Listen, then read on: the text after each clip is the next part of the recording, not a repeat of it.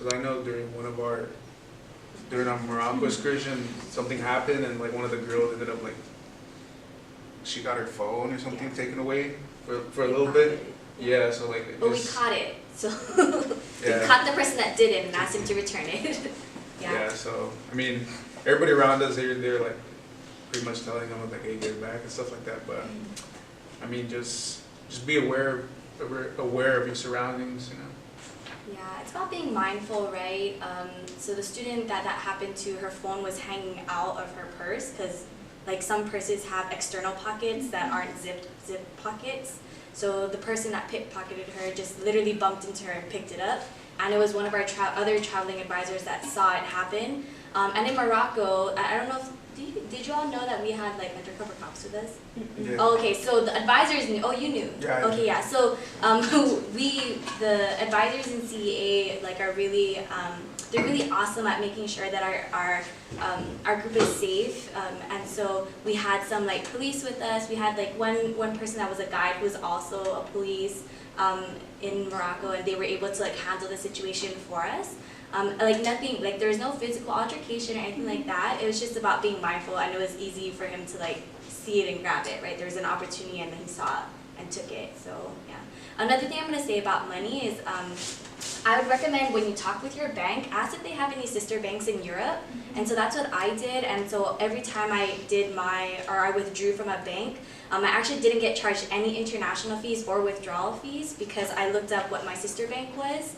And also, yeah, if you do have a credit card that you're planning to use, like Angie said, it's not a credit card culture, so there's gonna be very few areas that you can use that credit card at.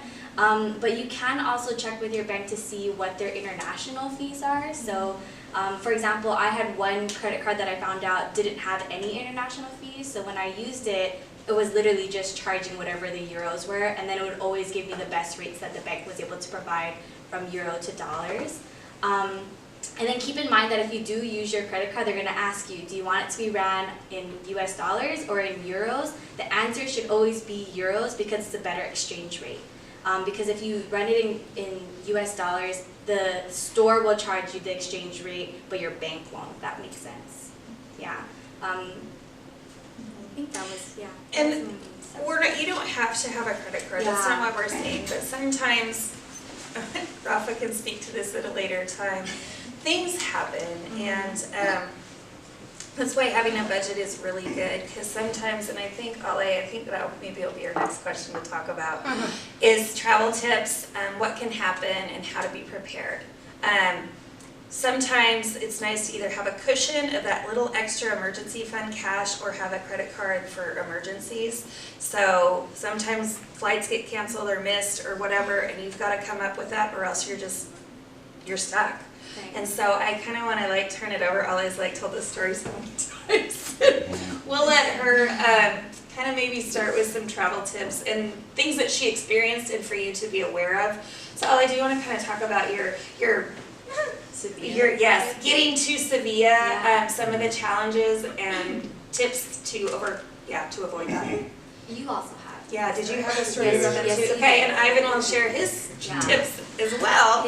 How his cushion helped him. Yeah. So. One last thing about the credit cards, make sure you call your bank in time. Oh yes. That you're gonna use it over there, because you don't want to be that person that tries to swipe and it gets canceled. Yeah, or the debit card. Debit card as well. By the same bank. You just need to let your bank know that you will be out of country, and they'll ask you what countries you plan to visit, so they know that if you were going from Spain and then you show up in Morocco and they're like, oh, you didn't say we're going to Morocco. Like, somebody must have their card, or that you're going to go to, other countries. So, yeah, go for it, Ollie. Well, my experience heading to Sevilla was bumpy because the freaking airport did not tell me that my flight was delayed. And so I'm the type of person that likes to be there like 3 hours in advance just in case anything happens. And so I got my ticket from Seattle to New York, from New York to Lisboa, and from Lisboa to Sevilla. And so while I got to the Seattle airport, I'm just like, oh, okay, gonna go check in and everything. And then turns out that, oh yeah, your flight's not leaving until 4. And it didn't click in my head that I was supposed to leave at 1. And I'm just like, okay. And so then I look at the ticket, and then I look at what I had from printed off of the computer. I'm like, wait, this doesn't add up. And they're just like, yeah, because your flight's delayed. I'm like, what are you talking about? I'm like, am I gonna get there in time? Because by that time, I don't know what the hour difference is from like the airport thing, but I was supposed to get there from like 1, get there at like 7, and then leave probably like around midnight to get over there. Well, that didn't happen. My mom caused a huge scene at the Seattle airport, and they caught it on camera. So it was on the news that day, and it was. And my sister went on Twitter and cussed out JetBlue and Tap Portable because they couldn't figure it out. And I was calling the airlines, and it was just a mess. So then I just told the airlines person to take me to New York, and then I'll figure out from there. So I get to New York, again, I made it luckily to where the JetBlue open thingamajigger was there with one of the airline attendants, and so I talked to them to see if they can get me on the next flight. Their next flight wasn't until June 1st. So I was just like, so I was kind of mad. He luckily got me on it, and then I got booked off. And he's like, I don't understand what's happening. You're gonna have to just call JetBlue again or Tap Portable. And I'm just like, are you serious? They keep pointing fingers at each other. So then, needless to say, I stayed there for like 4 days until I was able to get a flight on Saturday. So that was on a Tuesday.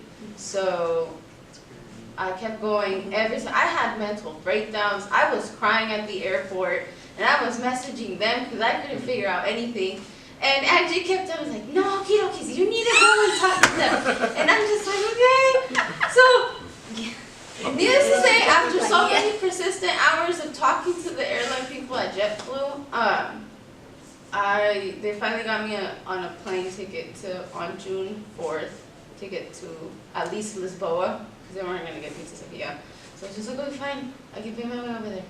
So then, I got on the plane, I left, I got to Lisboa, and then I found the cheapest. Sharon was actually the one that found the cheapest plane ticket to get to Sevilla, and so that was like 300 euros.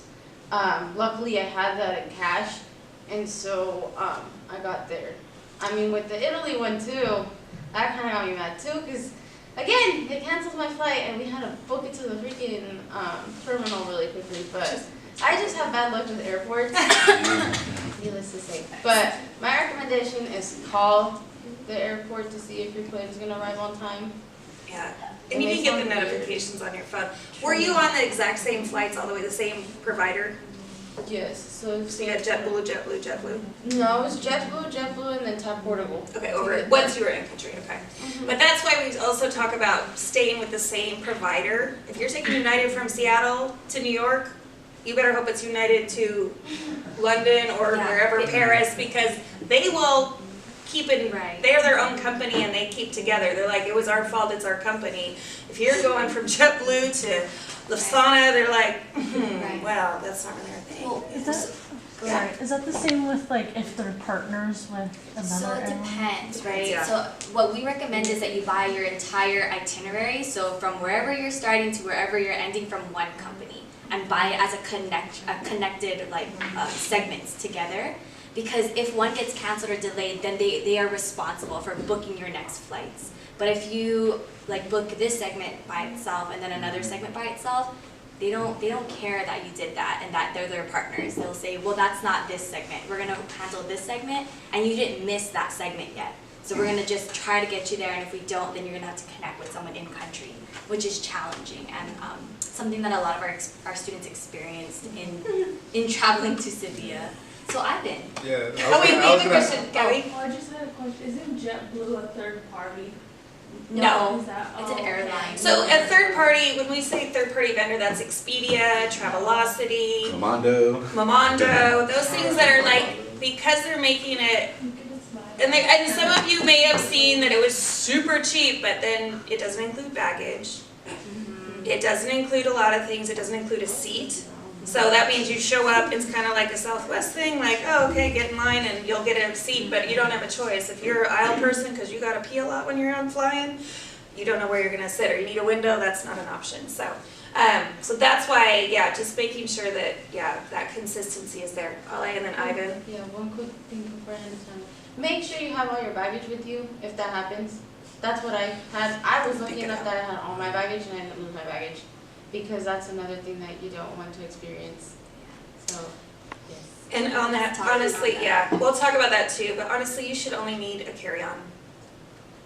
Honestly, and a backpack if you have it. You don't need to take a huge suitcase because you will definitely not use it. Omar. What was that? Jerry. Oh yeah, I know that. I think he was going on a cruise or something, but yeah. We can talk more about that. I want Ivan to be able to share his story. But yeah, like Kim was saying, honestly, just buy your all your plane, like, connecting flights or whatever, all in one. Cause like I mean, I found it cheaper just getting like my first half and then getting my second half. But I didn't take in consideration because like I flew from Portland to Toronto to Paris, and from there I was supposed to get another airplane, and there was a two hour gap. But I missed it because like on the Toronto to Paris flight, like it was a pretty big plane, and I was sitting in the very back. It was like a 2-story plane, and I was sitting in the very back, so I had to wait till everything. I had to like get my luggage. I had to like go through customs. So by the time everything happened, you know, I was already like 30 minutes late to my other plane, which was supposed to go from Paris to Sevilla. So, you know, kind of similar to here. I was talking to people there, but I was like on the third terminal, which is a more, what do you call it, more shadier terminal, because there isn't many people in Terminal 3. Smaller Yeah, it's a smaller terminal. It's shadier. Shady. So, like, Smaller terminal. everyone around me Less- just kind less of, customer service. I don't know, but yeah. But I was just away from like bigger areas and just more populated, so I was just more on the other side, you know. And I had to stay there like I think it was a full 24 hours. And you know, me being me, I kind of got paranoid a little bit. I had to go to sleep.